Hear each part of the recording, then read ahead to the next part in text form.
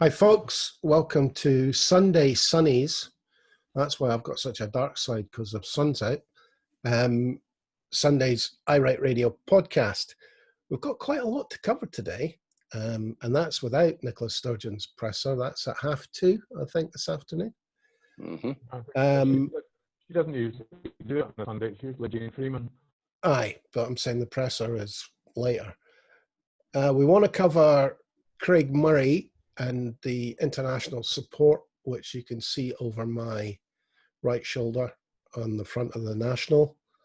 Delmer Cook's piece in the Herald, wasn't it? Herald yesterday. Jimmy's got some interesting information to depart about the Nike conference.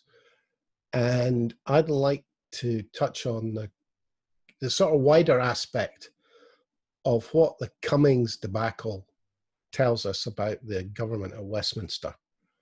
So will we kick off with Craig Murray, Stuart? We'll let you have a bite of that one. No problem. Let's take it short. Craig Murray has been charged with contempt of court over the salmon case, because the salmon case involved 9 anonymous plaintiffs, so no, that's a civil case, accusers who were anonymous. The accusation is that Craig Murray, by a system called Jigsaw, publishing vague pieces of information, identified at least one of these accusers, and therefore he's been charged with contempt of court. The Salmon's backers have been on social media, have been saying that, just a minute, all these these journalists that supported the accusations against Salmon have actually done worse in the way of identifying the accusers. So what's going on? So we're talking about possible police corruption, possible corruption at the Crown Office and the Procurator Fiscal's office. So now we have a letter of international names supporting Craig Murray, including Roger Waters, who does support quite a lot of these causes, and the mother of Julian Assange, various CIA operatives, a lot of important people have signed a letter saying, "Hold on here, what's going on? We support Craig Murray, and Time Police Scotland and the people that the corruption at the top of the Scottish legal profession needs to be sorted." James. Yeah, I saw it, mate. Unfortunately, I'm not sure that any international pressure would make a difference to the Crown Office. They live in their own wee bubble up there in Chambers Street, and it seems far more important for the prosecutor in the Salmon case, who failed to get a conviction. Salmon was found not guilty on all counts. Oh, sorry, not proven on one of them, which is the same in legal terms anyway. He was acquitted. Mm-hmm. But we're looking at a prosecutor desperate to get any kind of conviction whatsoever to justify at least a couple of £1 million spent on a rather spurious investigation. So I don't think the letter will make much difference. I think it's a nice thing for Craig Murray to have. It's a nice thing for the press to run with. But the reality is that the Crown Office and Procurator Fiscal Service, effectively they're a law unto themselves, because Hamza Youssef, the Justice Secretary, has kind of recused himself from any involvement whatsoever in this, which I find a bit odd. Right, I'm going to do my usual. Okay. First off, it's actually a good thing that international opinion cannot affect decisions made in the Crown Office. Imagine if this was Donald Trump's manager at one of his golf courses and there was international pressure applied to the Crown Office to drop charges against him. So it is a good thing that international pressure does not affect decisions made in law. I don't think they're asking for any charges to be dropped, Norrie. I think they're asking for equivalent charges to be laid against members of the mainstream media, which we Well, know is not going to happen because Danny Garavelli's husband works at the bloody Crown Office. that was Aha, the next point I was coming to. The only pressure that is reasonable is just what you've said, Jimmy. The question that needs to be asked is, why is Craig Murray, and well, Craig Murray specifically, because Hearst's charge is slightly different, but why is he being charged when other journalists are not being charged? Now, there's up to, I think, 9 journalists who have been accused of revealing through this jigsaw idea where you give a little piece of information that, if you can be bothered researching it, will take you to a name. And that is a genuine and reasonable question to ask, because at the moment, the 2 people who have been charged after the case has already been decided are both supporters of Salmond and also independents. So it looks bad. It looks like the people that the Crown Office and the police have chosen to go after are people who are not unionists. Yeah, the optics are awful, mate, when you've got police bursting through people's doors and telling those people that they are part of the Salmond team that investigated Salmond in the first place. One would have thought, given that Mr. Salmond was acquitted on all charges, that the Salmond team would have been disbanded and wouldn't still be going about investigating stuff. Well, unless they were investigating possible perjury at the Salmond criminal trial. Don't forget, Jimmy and Nori, Salmond was also the subject of a major internal investigation by the Scottish government, led by Leslie Evans, which completely Wasn't by the Scottish government. It was by the it was by the Scottish government, led by the chief civil servant.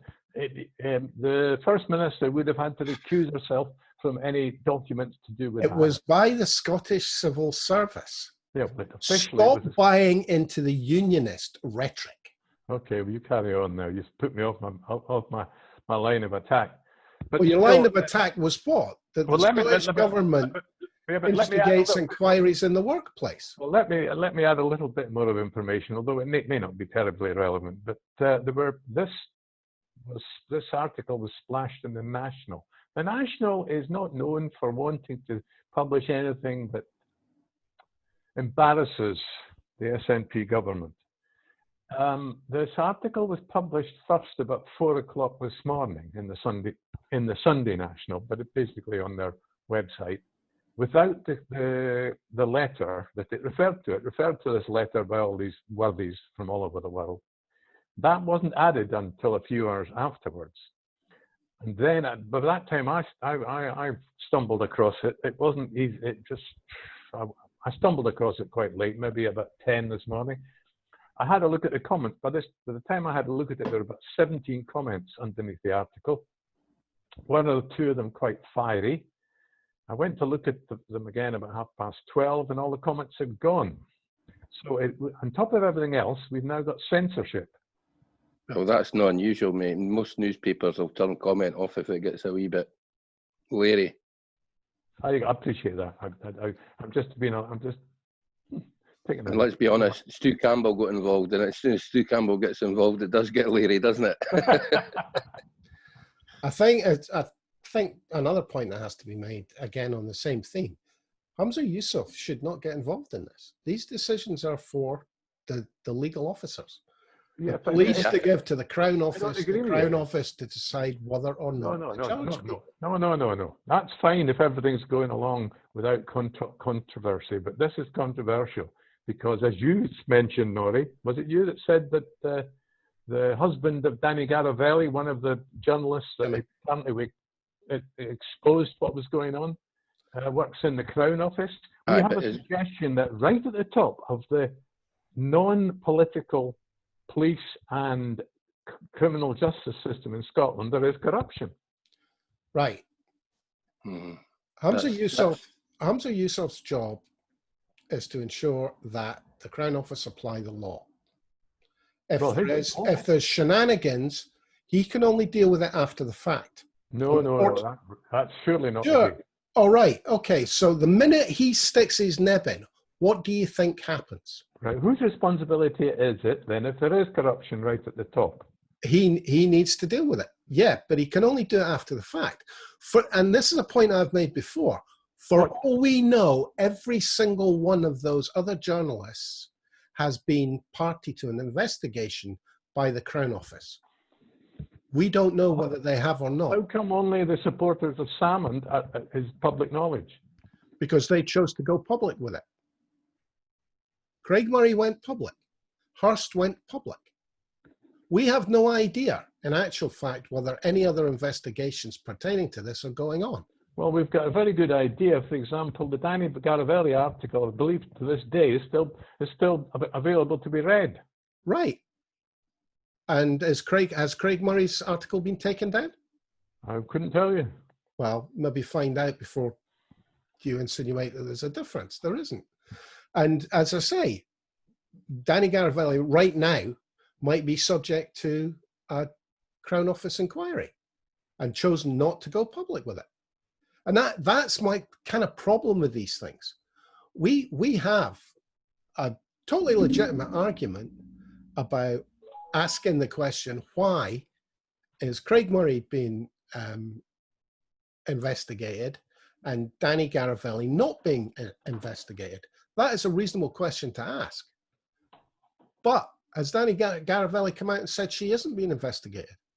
Well, I think you're sort of picking over small items, but the problem is we do have apparently corruption at the top of our police and prosecution service in Scotland, and it's appalling. It's not corruption unless the charges are false, and you don't know that the charges are false until he's gone to court. It may well be the case that Craig Murray is guilty under the law. Until that decision is made by a court of law, your idea that corruption is about you can't charge somebody because wait a minute, Norrie. Okay, well, you've had your go. Norrie, you are making an assumption that you're not entitled to make. You're making an assumption that the law is not corrupt in this country. I'm asserting that it could be corrupt. You're saying it can't be. We have to disagree. So your position is I'm not entitled to say that the law isn't corrupt, but you are entitled to say the law isn't. I'm entitled to say it could be corrupt. You're entitled to say it couldn't be corrupt, but we'll have to disagree on that. Well, what I'm actually saying is we don't know. We don't have all the information. And unless we're sitting in the Crown Prosecutor's office going through all the papers pertaining to this, we ain't going to know until... The last time it took a letter from a bunch of international worthies to raise an issue like about the veracity of our squeaky clean police and corruption service. I think you'll find there were a few around the Pan Am 104 bombing. Yeah. There you go. There's another case. So the position is that at the moment we don't have enough information to be definitive about this. The sad thing is we probably never will, because it's held in front of a panel of judges. It's not a jury trial, and it's very likely, given how controversial this may be, that there will be a very limited amount of journalists and very little public getting to that hearing. Well, at least we know Craig Murray will be there. I bet if they send him, he'll not be able to report on it, will he? But Jimmy said on its own is a scandal. That the press is, we've already been through limitations on the press turning up at the Assange trial, limitations on the press turning up at the Salmond trial. We're not in. This is not a situation that we're used to. As apart from, as Jimmy said, the Pan Am case. Right. Wait a minute. I've got to go back to this, guys.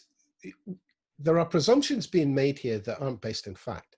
The limitations on the press were getting accreditation. God, okay. You're picking at little bits. No, Stuart, I'm not picking at little bits. There are rules there, as you well know. You try and get into Hollywood with press accreditation, and you've got to go through MI5 and all the rest of it. it applies to courts. Now, they may well have abused that ability to accredit or not. Right, I'm going to ask you a straight question, Noria. Are you just playing devil's advocate, or do you really believe that our justice system is squeaky clean? I'm not prepared. One of the two. No, like, who the fuck do you think you are? One of the two. Yes, I am not prepared to support a position without a sufficient knowledge. Yeah, well, that's simple. That's part of the way they do it. They keep the knowledge from us. Right, but that doesn't make you right, Stuart. Doesn't make you right. No, and I'm not saying yay or nay to whether there's corruption. I'm simply taking a position that we don't know enough to claim that. Okay, fair enough. Let's move on. And by the way, yes or no, you're turning into Brewer. I knew I'd missed something this morning. It was Gordon Brewer's yes or no questions. He had his day off today, obviously. It wasn't in. The Delmer Cook article about basically she's based in France and she believes Scotland would be welcome with open arms into Europe. Stuart, you're quite keen on this side of it. Well, it was a fairly short article. I always like short articles rather. I mean, when I want to sit down and study something, it's a textbook, isn't it? I think she's Scottish. But anyway, she lives in France and she's certainly interested in Scottish affairs. And it was in the Herald, which is no friend of Scottish independence, as you know. And basically, it summed up the situation.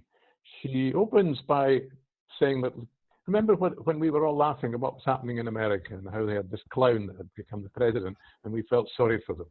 And now look what we've got in this country. We've got Boris Johnson, so we've got our own clown running this country. And then look at the mess they've made of the coronavirus emergency. And from where she's living in France, Scotland, but she doesn't even mention Scotland until the second last paragraph. That Scotland would still be very welcome in Europe. No, it's not that she says anything outstanding or a big headline. It's just a nice short article and sums up where we are at the moment as far as Scotland's concerned, the European Union and our corrupt government. I'm talking about the London one this time. James, thoughts on Scotland and Europe?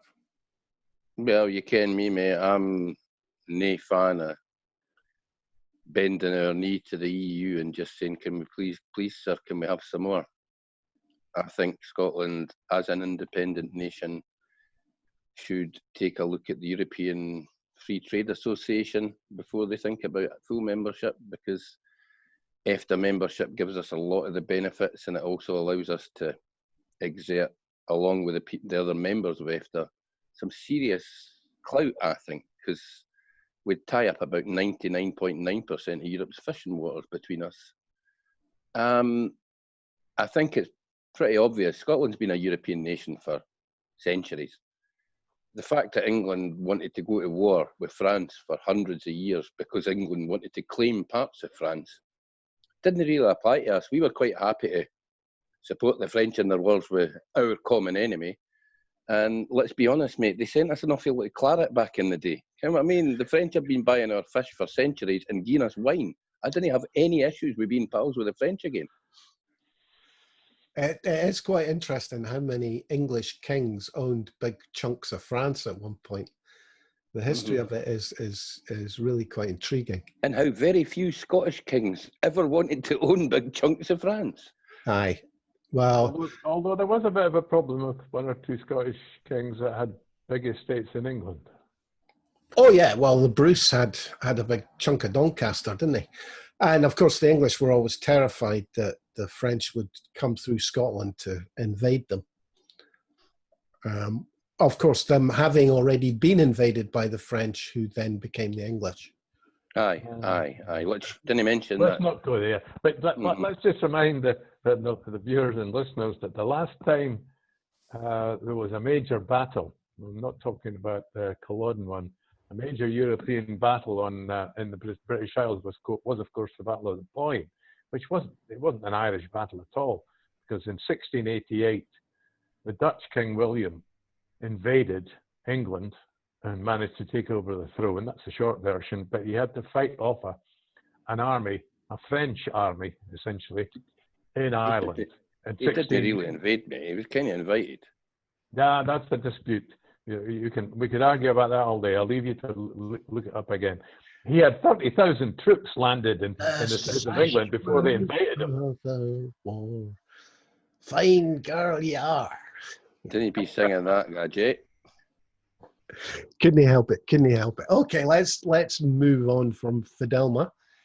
Jimmy, you've picked up a few things about the splash in the papers about the Nike conference. Aye, well, the now no longer splash as more facts come to bear, and even Ian Murray stopped talking about it, which tells you that it's no longer going to be a story. But it turns out this bird who'd measured up people for kilts and was worried that she'd caught COVID off them, had measured up the Scottish contingent because she'd measured them up 2 days before the conference started. So that'd be why she was never, ever contacted and why she didn't make the definition of being a contact, because she'd measured them up before any of them could possibly have been infected. Turns out as well, Nike instigated a deep clean in their worldwide headquarters in the USA and in Amsterdam before the Scottish government was informed that there had been a case of COVID at the Nike conference. So we're not sure Nike even bothered to tell the Scottish government. They went in, if there was a cover-up, maybe it was them covering up the fact that their conference had people there with cases, because it would appear that one of the public health authorities from a European nation was who first informed the Scottish government. So both these facts kind of drive a coach and horses through the bullshit that Ian Murray and Neil Findlay and all that were going on about, that COVID actually came to Scotland from that conference. Hence the reason they've now gone quiet, and this week's attacks will all go back to care homes. What I'm finding most interesting about Ian Murray is the only Labour MP from Scotland at Westminster. Ian Murray has not attacked the Westminster government once since he took up the position of the Shadow Secretary of State that I can remember seeing in the papers. His complete existence has been about attacking the SNP. So why doesn't he try and get a seat in Holyrood rather than Westminster, if that's what he wants to do? I've absolutely no idea, mate. The reality being, if he did get a seat in Holyrood, he'd probably straight away be the leader, because he's experienced, and the fact is he wouldn't be the biggest horse's butt in the room, because Labour have got a few that are even bigger horses' butts than he is. Stuart? There was an article today, where did I see it? One of you guys might have seen it, which was talking about the history of Holyrood and how,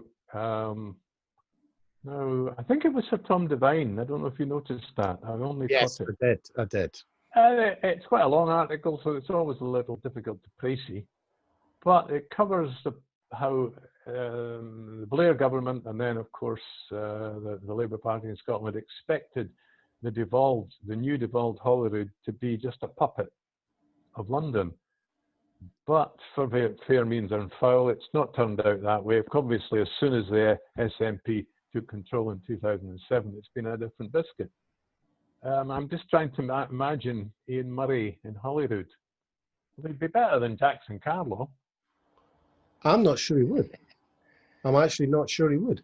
He's very good at the TV stuff and the articles in the paper, the quote stuff.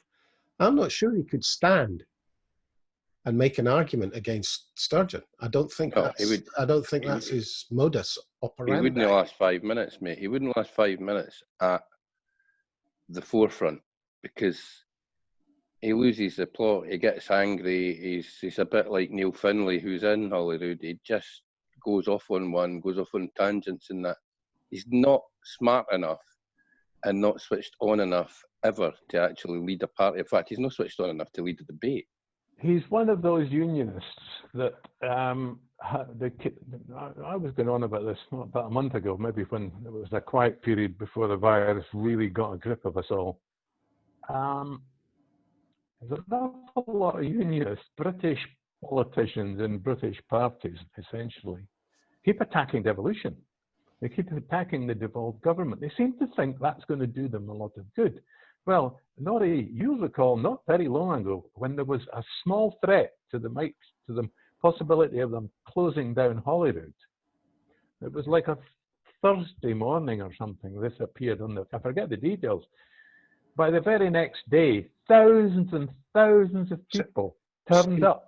Same day. Same day. They ringed Holyrood, yeah. Yeah, to ring Holyrood. Thousands and thousands of people turned up within 24 hours anyway, certainly. And everybody held hands and they ringed Holyrood. Just on the slightest idea that it might be shut down.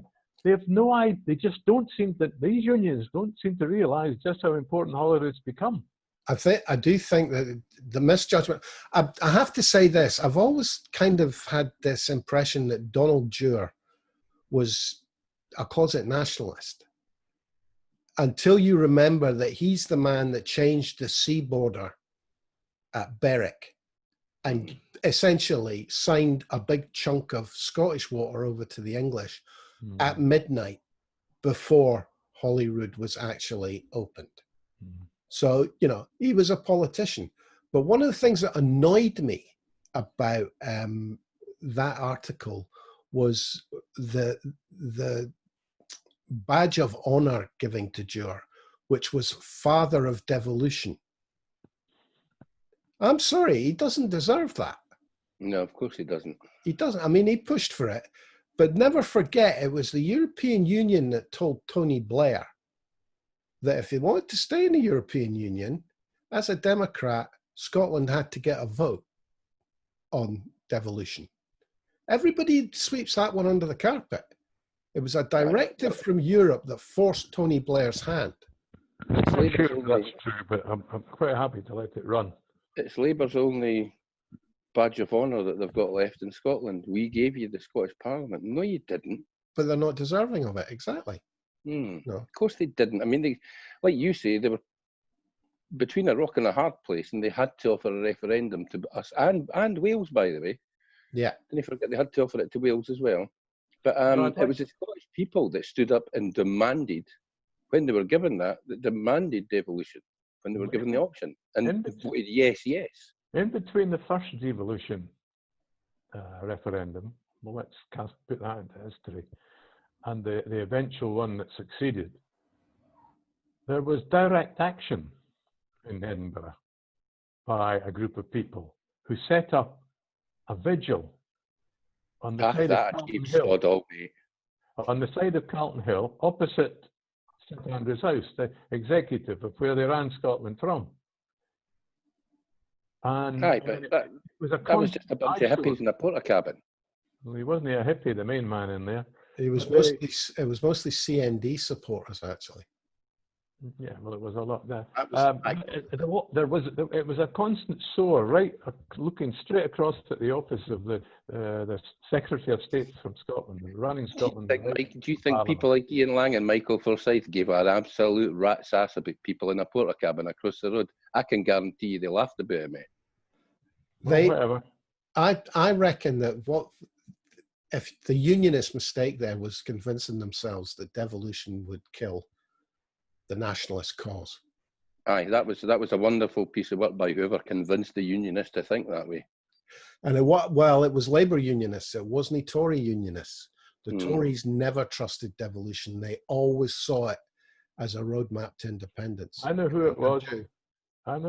George Robertson. Yeah, that's the quote you always see, isn't it? And he became NATO leader.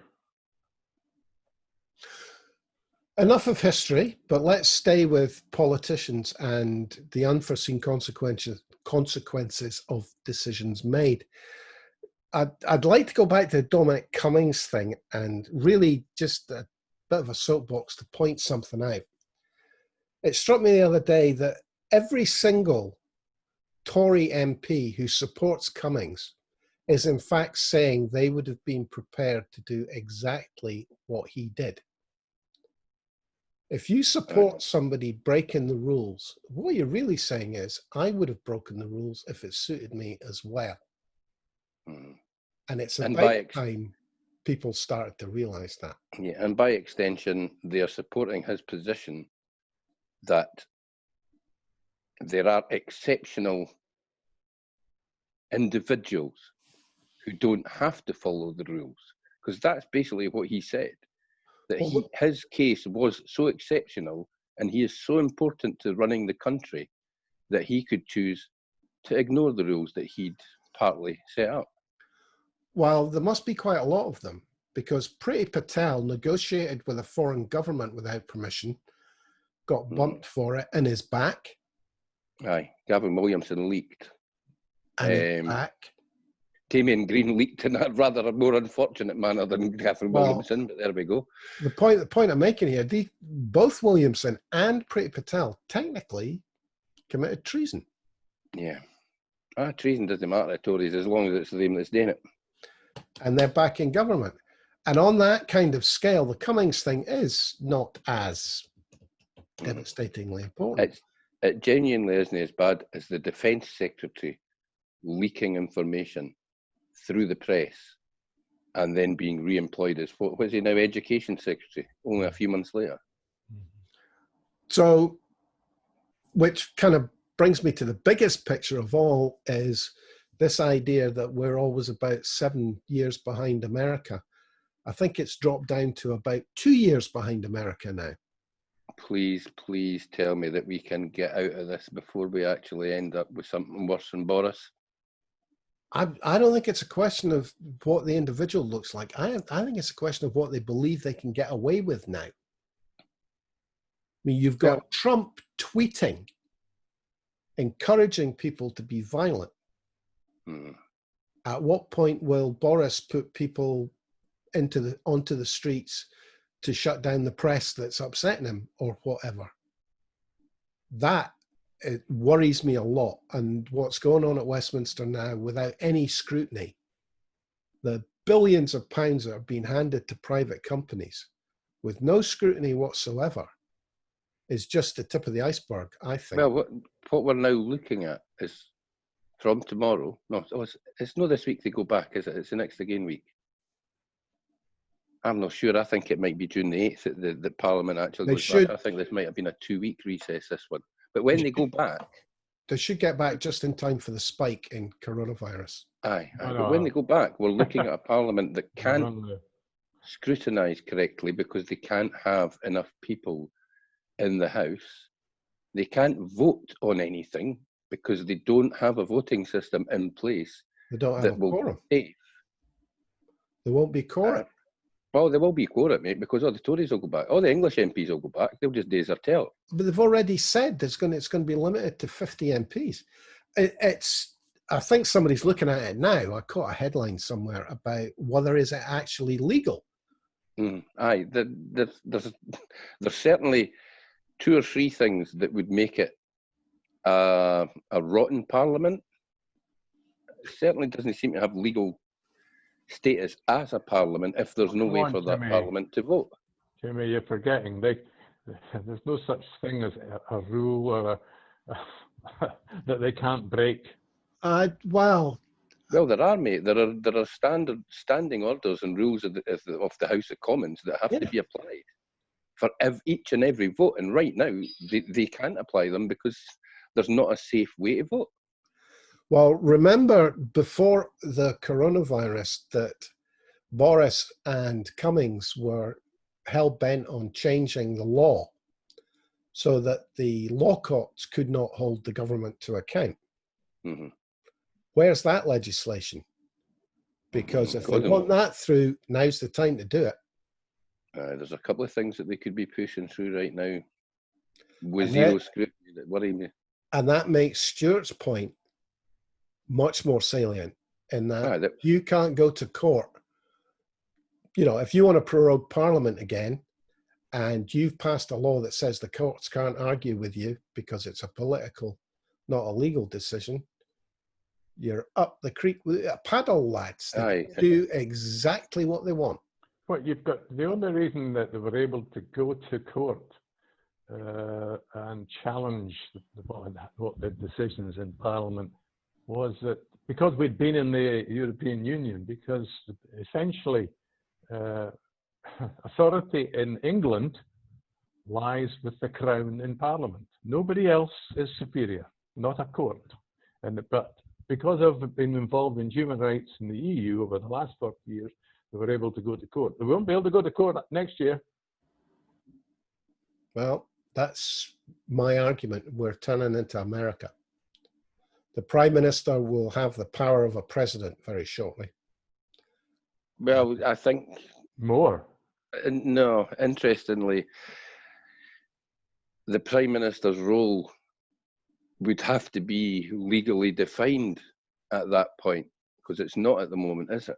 Well, Jimmy, that's our problem. We don't have a constitution. So legally defined is malleable. It moves according to what decisions are made in the court. It's And called if the the court Crown. is not allowed to make decisions, all of a sudden the executive are making all the decisions with nobody to restrain them.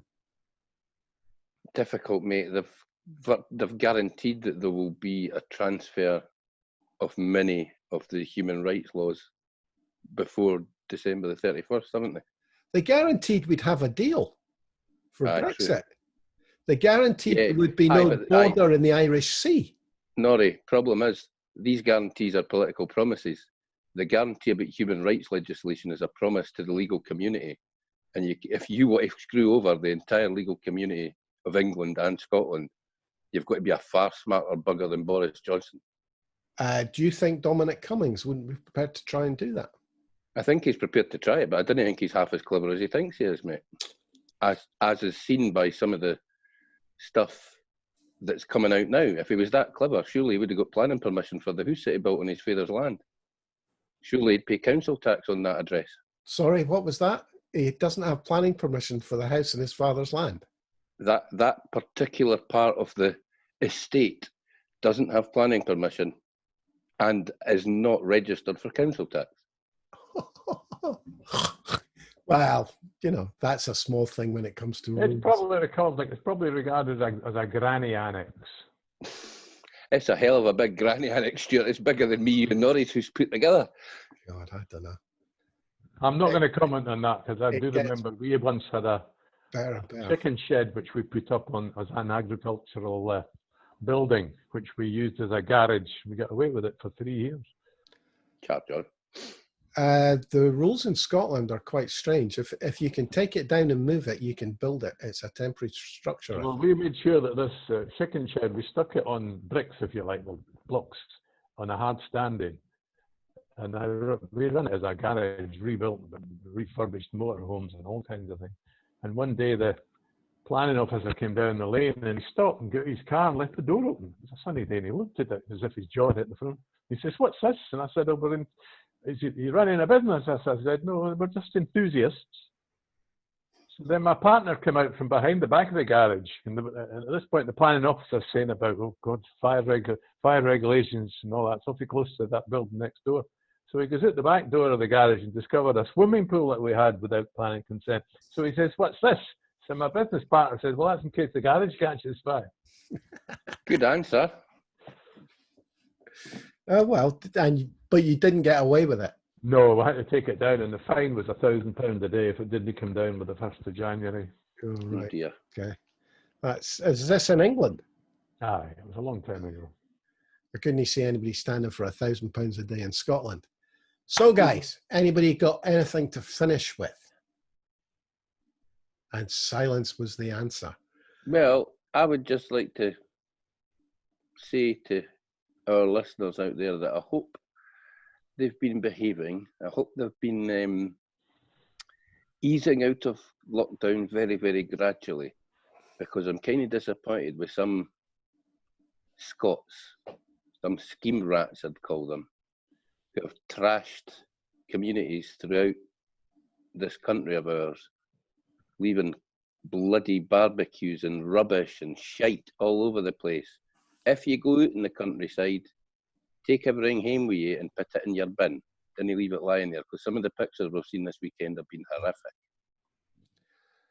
I did notice was there not some big party where everybody had Union Jack hats on? Because that's going to be the next thing. We can't blame the Yuns for absolutely everything, mate. Honestly, I seen I think it was the Falls of Falach or something like that, and somebody had taken a video of the path walking down, and it was horrendous. It was like somebody had emptied 2 school bins out onto the path. It was disgusting. And let's be honest, we can't really blame tourists because there'll be a few of them kicking about, but no money. I look forward to the I was going to say armed wing of the nationalists putting up barriers on the border. You've just got a wee boy in GCHQ. Aye, there's a wee boy in GCHQ just got a bloody slap on the back of his head and told to follow us for the next few weeks now.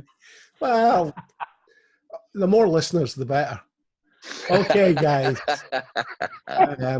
Thanks for joining me.